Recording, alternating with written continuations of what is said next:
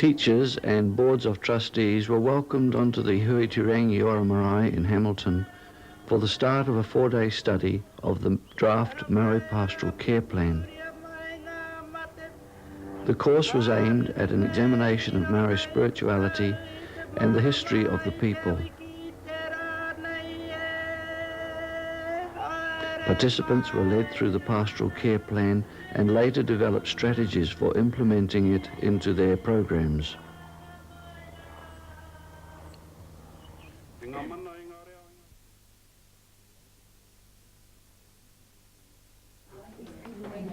That's right.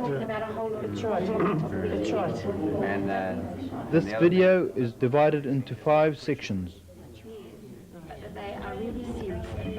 Each section covers the reporting back to the group from the discussion groups. I would add to that the timing of it, although it needs to be done, and I think we need to look at our charter and say, yes, this gives us authority to do it, or it's one source of authority. Kaupapa? Yes. What purpose? Because we'd all like to know what the word means for a start off. Kaupapa. Subject. All right. Fine. Complex, and we had to imagine that we were parents and community, and for a start we had a little confusion trying to sort out exactly who we were and imagine the scenario we were in, and also to imagine what kind of school we were talking about, because we were very well aware of the varieties of situations that we came from. However, we in the end, Toby came along and told us what to say, so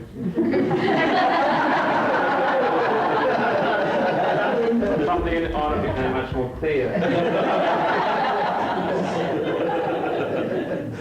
We took the task to challenge us to imagine ourselves as the school community or the parents of the kids at the school, and we, as that community, we wanted to make approaches to the school to put in place some programs in terms of biculturalism or taha Māori or whatever. Okay. So we were the school community, and really to summarise the process, we said the first step really would be for us to gather our support, and that may mean different things in different situations. It could be a matter of, for Māori, to look at gathering support and awareness within the iwi. For us, for me personally, it might be just a matter of looking around my friendship groups, you know, the people, other parents, and informal discussion. It could be a matter of being in touch with, say, the sisters or the brothers or whoever is involved, the congregation involved. It may be a little more formal than that and looking at the proprietors committee of the school. It could be a matter of chatting with the parish priest and looking at where that person is in relation to the issues. The comment was, a couple of background comments were made about this particular process. One was be prepared to be knocked back and to suffer the hurt and pain of rejection. The other was, particularly from Māori point of view, the need to be vigilant and keep plugging at Māori families in terms of addressing the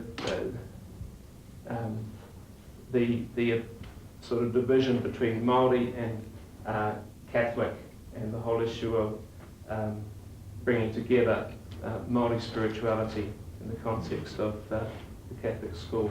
So that to try and address that problem rather than simply allowing the drift off into Māori context for Māori spirituality and letting the sisters or the brothers take care of the Catholic bit. After gathering the support, then planning the strategy, careful planning, and careful to make sure that the planning represents the feelings and thoughts and aspirations of that group. And remember that group may in fact not be the whole of the school community. Preparing the ground well, and here maybe it could involve sort of exposure, especially if you've got a large percentage of the school community within the school or the wider school community who is not familiar with taha Māori or any aspect of the issues we've been discussing. So maybe through the parish you can look at the experience of Māori Mass, looking at bringing, trying to give positive experiences in a non-threatening way. And informal, various forms of informal contact and exposure. And at this stage we have made no approach to the Board of Trustees at all. But that comes, we look at presenting some proposal to the Board of Trustees. Now the kind of proposal we would present would vary according to the nature of the school and the nature of the school community. But it could be, in most Catholic schools, it could be in terms of the need to address the question of Māori spirituality within the RE program. It could be in terms of supporting the Māori pastoral care plan and its activation within the school and community. It could be simply in terms of the trying to activate the treaty aspects of the Charter or policy, which may be just simply on paper. Or it could be in terms of the language, but it must have some kind of focus as a clear proposal. And we must be clear on what we do want to achieve and how we want to go about it. And also clear in making proposals, definite proposals to and through the Board of Trustees. We must be clear on who we're representing and what are the objectives that we have in making this proposal and what we want those outcomes to be. And that's as far as we've got. Thank you. That's excellent.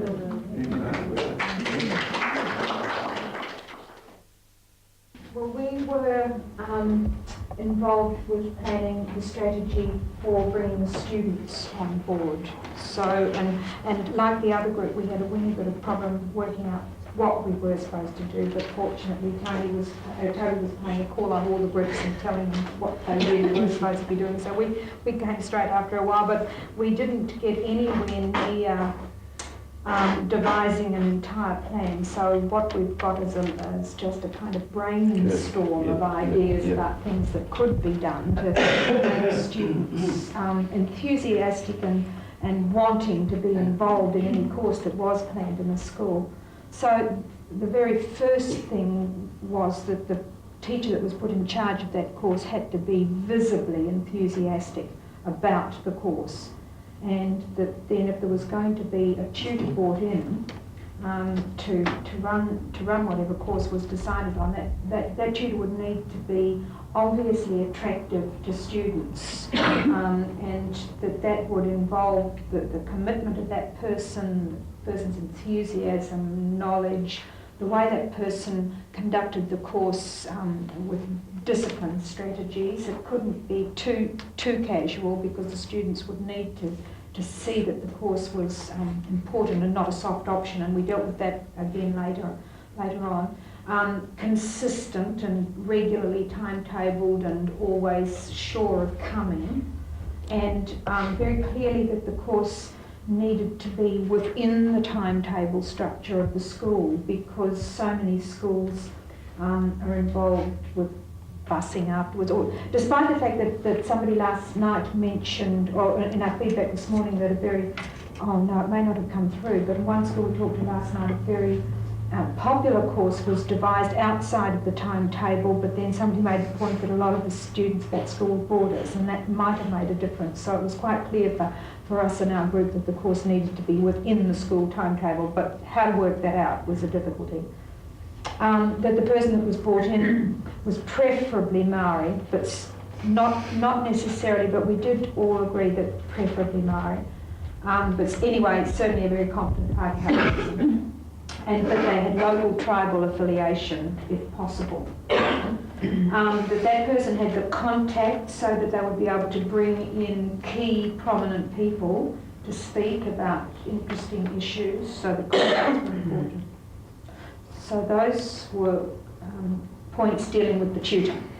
Okay, now then in terms of making a much more involved support the school community so that students could be keen to come into the course, we felt we must give Finns Māori a much higher profile in school liturgy continually, build up the input in school liturgy, that praying in classrooms was really important. If you have Maori people on the staff, well, then they could be involved in karakia at the beginning and end of classes and in the way that Maori people normally would be. But in a school like ours, we've got to deal with the issue of how to involve staff people more in prayer, and that's something we have to think about. But anyway, certainly increasing the prayer input in the whole school environment.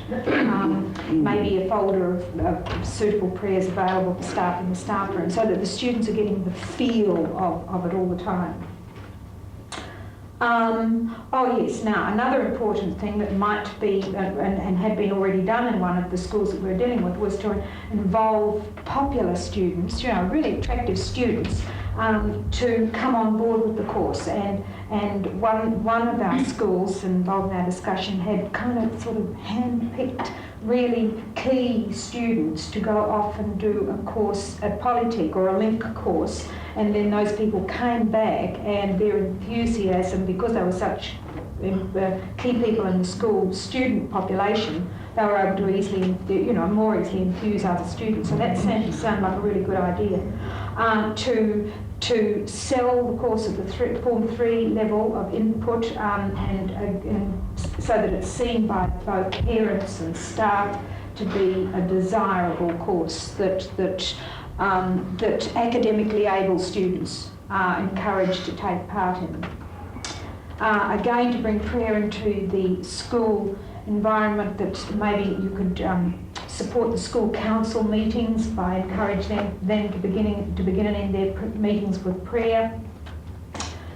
And then the commitment of the staff. I mean, it's just vital, and it has to begin there. So we've got to infuse the staff, and we're really interested to hear what the people that we're dealing with that to say, because that's vitally concerned with how to infuse the students too. And to be aware that we all have staff on our staff, staff members on our staffs who could very possibly be doing a subtle job of undermining, even maybe unconsciously, maybe consciously. We would have to address that problem in terms of student enthusiasm too. So that gradually we need to infuse all school subjects areas with the spirit of Maori spirituality. Oh yeah, the computer programs in Maori language we thought were a really interesting idea about students, so that we've got computers have got a tremendously high profile in our schools, so if you're involved in teaching the Maori language with computer programs, that could actually make students very enthusiastic too. And the students, we just now got up to the point of including students in the planning strategies, what do they want, and some experience in our group was that when students were asked what they wanted, language actually came about sixth as a stated thing, but that of course it's involved in all the other things. But some of the things that students had wanted was whakapapa, history of the local area, waiata, karakia, haka, marae protocol. But obviously all those things involve language too. And at that point we ran out of time. But we had a really interesting discussion. What I mean is you did the student bit, and we're doing the teaching staff, and that was a really good build-up, because if we're talking about enthusiasm, and students can be very enthusiastic, then it is your teaching staff who need to be most enthused in order to get students even more enthusiastic about whatever they're doing, because the points that we have got all fit on this little piece of paper. Yeah. And it isn't as impressive as what the students appear to be doing. They're well on board. It's staff who need to be addressing the problem. And I guess it comes back to the question of your mission statement. Remember those things that were put out how many years ago? and we haven't pulled it out since and had a look at it. And somewhere in there, it talked about the Catholic character of our school and our commitment to biculturalism. And I have this, after talking in our little group, we get the feeling that it may not be continuing in some schools and possibly even being pushed aside, ignored, don't want to do it, give it to somebody else and all this sort of carry on. Okay, we decided to say let's put things in priority order, which means we'll have to start at syllabus level. And unless the syllabus is in place, it is very difficult to get anything going. And you hear that throughout, well, we've heard it throughout this course, that Māori is taking place in many schools, but at varying levels, and in some places, it's just, let's have a go at this, let's have a go at that, or whatever you like, as long as it's a bit of Māori, we can say, well, we're doing it. All right, the syllabus. First priority, then take the staff, now what's the word? Get them going, motivated. In what ways? We don't know. We talked about the marae experience, and you and I know that there's many a teacher, when that question came up, who said, oh, but I've got a family, I can't afford the time away, I've got another course, I've got teaching to do, and so the excuses carry on. Well, really, that's stiff. It's their problem. Because if we're getting paid to do the job that we're doing in teaching, then that should include, the part of it, going back to the mission statement, is that we are committed to these things that we said in the first place. Students, yeah, we can take them on a marae experience, but we've got to be careful that that isn't a bit like tokenism. You're taking them because that's all cool. Well, we're seen outside the school, inside the school, to be doing something. How much, what's the word? You know, sincerity is in that, in doing something like that. The students, no doubt, they do enjoy it. But the feeling and the vibrations have to come via staff again. We're not just talking about your Māori staff members. There may not even be any on your staff or in your school. From them, therefore, we expect, not we expect, but from staff, there is this expectation as well as the compulsory element. Tie them up somehow. Because you're going to find yourself when you go back and say, well, I've been on this course for the last 3 days, they'll give you 2 minutes in the staff room to tell them what it was about, and that's it, all over and done with. Our Catholic schools, yeah, they are well behind our state schools. And I don't know what we're going to do about that. So, look at the mission statement and ask, what are you doing about it? Teachers, you need to be committed to the bicultural Christian issue, whatever. What is your school policy? It starts from the top and comes down through all levels. Well, it should start at the top, shouldn't it? And that's all we have to offer. Is there anybody in my group who feels I may have missed a point or two? Yeah. Okay? Right. Good. Actually, you had the most difficult one to discuss. That's the most, and I think you did a fine job. Excellent. Thank you very much. I'm Jane Scalter from Villa College, and I'm the guidance counsellor there. I am senior management, and I was interested to belong to that group because we agreed in the group that, in fact, unless senior management, and in particular principals, are behind this movement, this bicultural movement, we might as well go and sit in a cupboard.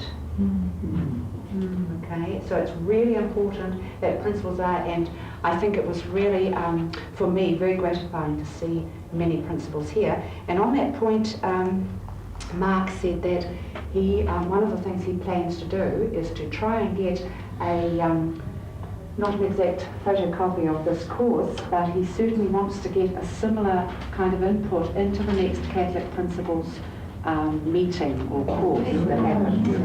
Now, isn't that wonderful? Yeah. So if that can get back into our schools and support it, indirectly we're going to be supporting Mark's endeavours in that respect. We agreed that, like our teaching staff, several of the points were made there, but staff, we really need to, for them to be educated and again on board. And if this direction or this enthusiasm can come from the top, then I think staff have a much better chance of becoming enthused. We looked at ways or aids to the staff education, and we thought Moana Jackson's video, there was a little talk about Irahipiti's invasion scenario, and it was Shirley that made the point that in fact she'd spoken about that to Irahipiti, and in fact it is copyright. And we mentioned we had done it, excuse me, as part of Project Waitangi, but in that case the scenario involved Japanese arriving, so it may be that some adaptation of that could be used successfully. But we must honour our speaker's view upon that. The comment came up about how do we handle a situation in a school where we have a large Tangata Pacific population, and I think that was, well, that seemed to be answered for me in that Tangata Pacifica are not Tangata Whenua. And so in the area of biculturalism, then they are treated as the other, one of the other multicultural groups that are part of our population. And that somehow seemed satisfactory to me, and thank you for that. Right, we also looked at the word multicultural and saw that as sometimes a cop-out if that's written into your charter. And we also looked at the word tokenism, and we decided, or the point of view was expressed, that tokenism is often used as a way of putting down or stopping any action at all. And we, it became clear, I think, that if the action that we take is thought about, it comes from our heart, it is well-intentioned, then the Māori people are going to view it in that way and are going to be happy for us and feel good about what we're doing. So don't be put off by tokenism and that word. Yes. We mentioned things like having a marae experience. We mentioned that in fact, one of the ways to get into this topic, because two of us were from the South Island and we have our own specific problems down there, but the RE syllabus seemed to be a wonderful entry into the area of biculturalism generally. The mention of resources was made and that they are on their way. That's certainly the impression that I gathered during this course. And we saw perhaps a need to have in-service time available to give instruction to teachers in those areas so they can begin to feel confident to work in those areas. It was also mentioned as a spur to staff to encourage them in their biculturalism that there is the Māori factor funding. And if we make our schools attractive to Māori people, then in fact we are eligible for this Māori factor funding, and that is generous. Is that about right? It's not generous. It's not generous? $55 a student. $55 a student. However, there is some money that goes with it. So, and at an administrative level, there is some spur to us to in fact work on this area as well. Yes, we mentioned as senior administration going out to the parents of our children, and it was very useful to hear for our group how we might best do that, how we might first introduce the topic to our parents, and certainly the personal contact was very important, and I valued that information. There were other things, but I hope that I've covered some of them. Oh, excellent. Thank you very much.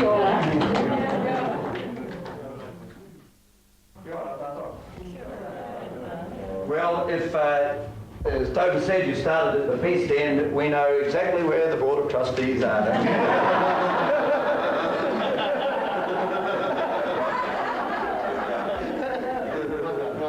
Never mind. We don't see ourselves in that light at all. We see that we've got a very important part to play, and I think in some aspects we see that we are working in, well, not so much isolation, but as a minority group, because we have a big task of going back to the boards of trustees in respective areas, and we've got a job of selling it, and that's a big task, and we see, but I think that we've got some great people there. We've got people like June, and so that really got us going, and she put lots of things into it, and but so did all the members of our little group. And we believe that we have to believe in ourselves, that we have to really know what it's all about, what we are on about as boards of trustee members. And if we don't believe in it and really take it on, if we've got to sell it, then it's got to be part of us. We're not doing our job. So that's very important that we truly believe in the message and what it's all about. And in order to do that, to sell it to people, well, we've got to be properly organised. It's no good going and giving a report when we go back and it's a Mickey Mouse one and it's not properly done, and any strategy that we have has to be well planned, and the presentation has to be good. Otherwise, we're selling the whole thing down the drain, really. So we hope that we can go back and really impress it upon people that it is important, that we believe in it, we want to see it work, and do everything we can. And there are lots of people around who are going to support us, and that we can call upon, whether it's the Whanau support group or people, there's got to be some weight behind it. And that, there are people who will get behind us and really support it, and us as individuals. So that's part of it. So, and that way it won't be just seen as, one or two individuals in that pressure group. And we don't want that. We know it's not that. We know it's a movement that is got a lot of weight behind it, and it's got a lot of sense and importance behind it. So it's part of it. I think that we've heard some good things from teachers, students, all sorts, parents and everything, and that we as a Board of Trustees, one of our responsibilities is to support the teachers, to go out and to look for those teachers who are particularly interested in biculturalism and the Māori aspect, all those things, and likewise, if they are interested, we've got to support them. It's a two-way thing. It's important to see that there are members that are Māori people on the Board of Trustees. Use, if we can, the power of co-option to get Māoris onto the Board of Trustees. See that there is representation at all levels, wherever possible, so that things are happening and it's accountable and that people are reporting and all those things. So then we moved on to activating the Board of Trustees.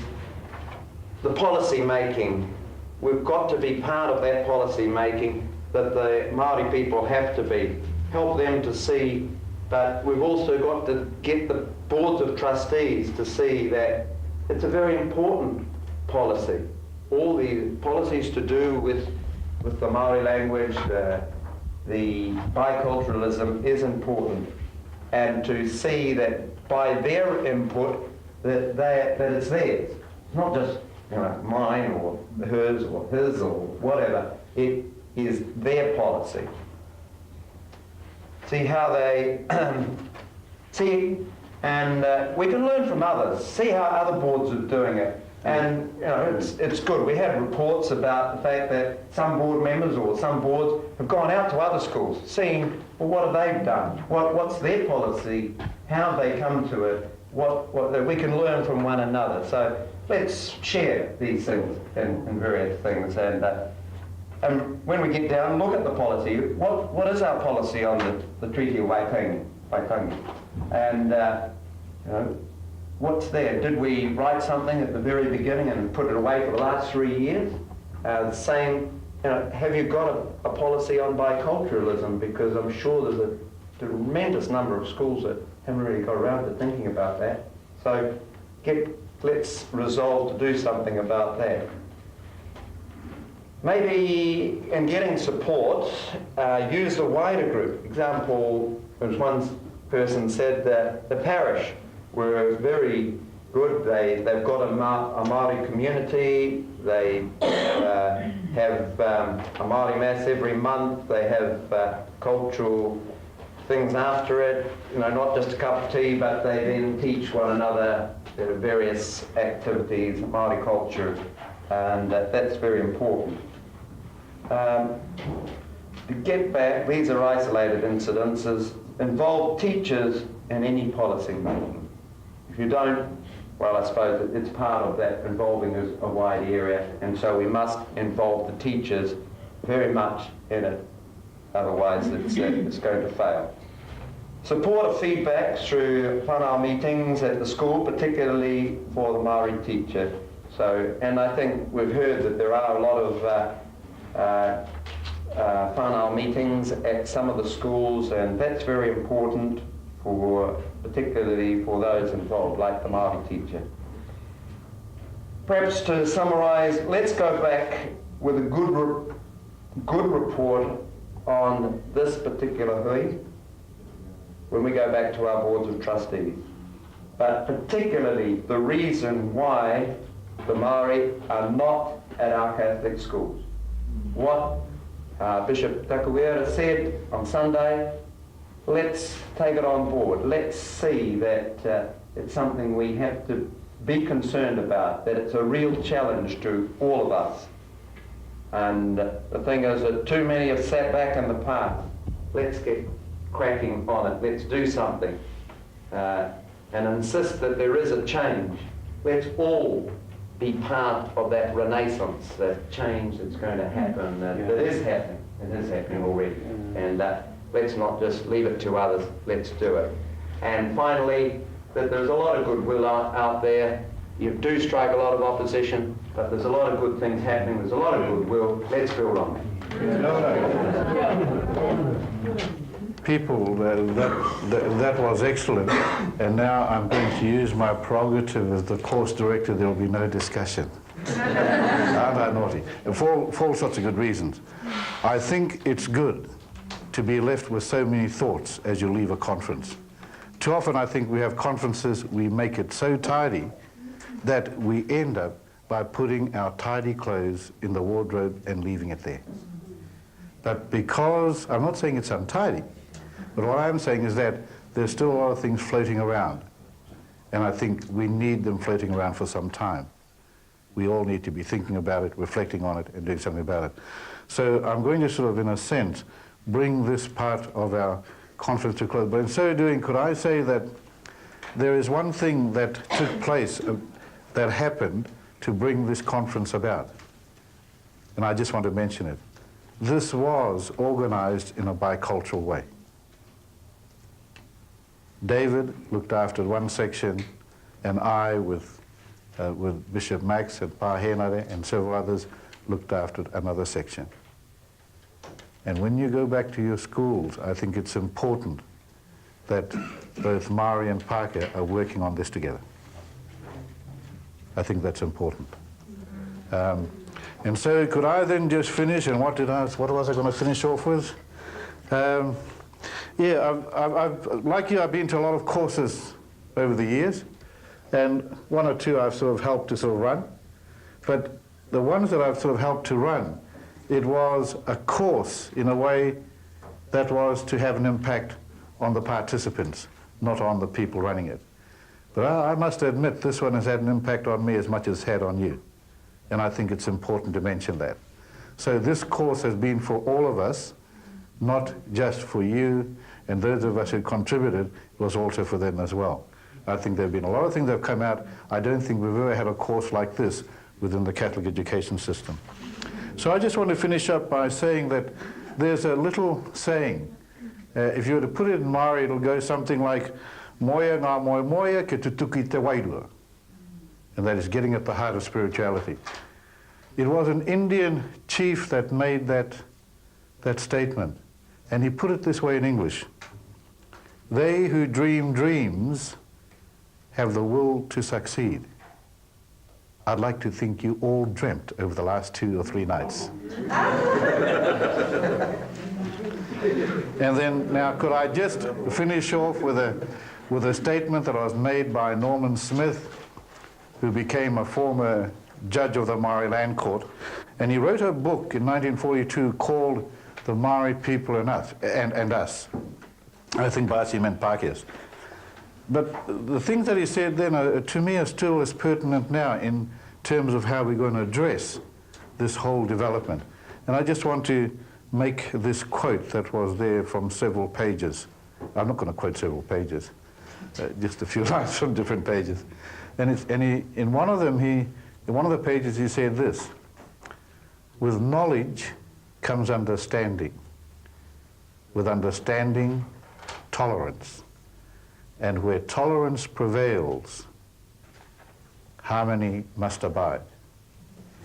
He also went on to say 1 or 2 other things, and I saw it as a time frame. I believe if there's one thing you must go back to your schools, to your communities with, is a time frame. And the time frame I'm going to suggest to you is that if we're earnest, we believe in what we're doing, we should put on ourselves a 3-year time frame. Anything beyond that, we're going to drag the dog by the heels. Anything before that will never take root.